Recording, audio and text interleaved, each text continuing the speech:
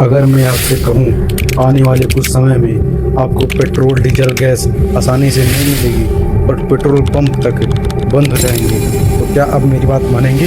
लेकिन यही सच्चाई है और इसके पीछे सबसे बड़ा कारण युद्ध है।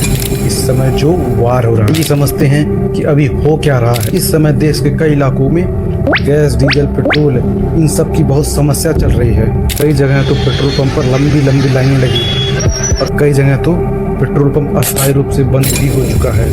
गैस की इतनी कीमत हो चुकी है कि आपको अगर गैस लेना हो तो 10 दिन पहले बुकिंग करना पड़ेगा, तब जाके आपके कहीं नंबर आएंगे। ऐसी हालत हो चुकी है अभी हमारे देश में। अब आइए जानते हैं कि इस समय जो देश दुनिया में लड़ाइयाँ चल रही हैं उनका हमारे देश पे क्या क्या असर पड़ सकता है। सबसे पहला सबसे बड़ा असर, जब भी कोई देश में दुनिया में लड़ाई झगड़ा चलती है तो सबसे ज़्यादा असर ऑयल पे पड़ता है। कई बड़े प्रोडक्टिंग देश युद्ध या तनाव में फंस जाते हैं। इसके कारण सप्लाई बंद हो जाती है और डिमांड आसमान छूने लगता है और अंत में नतीजा क्या होता है, कीमतें बढ़ती जाती हैं और सप्लाई खत्म होती जाती है। शिपिंग भी प्रभावित होती है, जिससे ऑयल समय समय पर देश पे नहीं पहुंच पाता है और इसी कारण आज भारत में ऑयल की कमी देखी जा रही है। और ये बात तो आपको पता ही होगी कि भारत अपना ज़्यादातर तेल बाहर से ही लाता है और जब भी बाहर की सप्लाई रुकती है तो इसका असर आपको देखना पड़ता है। जैसे पेट्रोल पंप पर शॉर्टेज, कीमत में तेजी से बढ़ोतरी और सिलेंडर मिलते नहीं हैं। और फिर आपको लास्ट में यही देखने को मिलेगा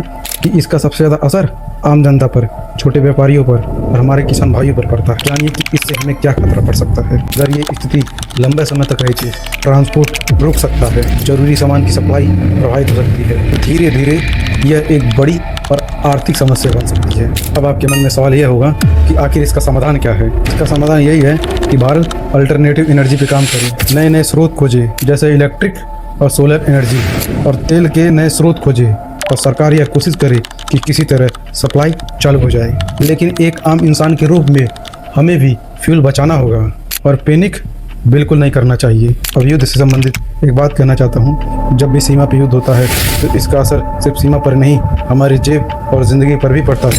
इसीलिए समझदारी इसी में है, जानकारी रखो, घबराओ मत और कुछ भी सोच समझ कर इस्तेमाल करो। आप क्या सोचते हैं कि फ्यूल की समस्या आने वाले समय में ख़त्म होगी या दिन पे दिन बढ़ती जाएगी? अपनी राय कमेंट में ज़रूर लिखिएगा और ऐसे ही वीडियो के लिए हमारे एक्सप्लेनेशन को फॉलो एंड सब्सक्राइब जरूर कीजिएगा। धन्यवाद।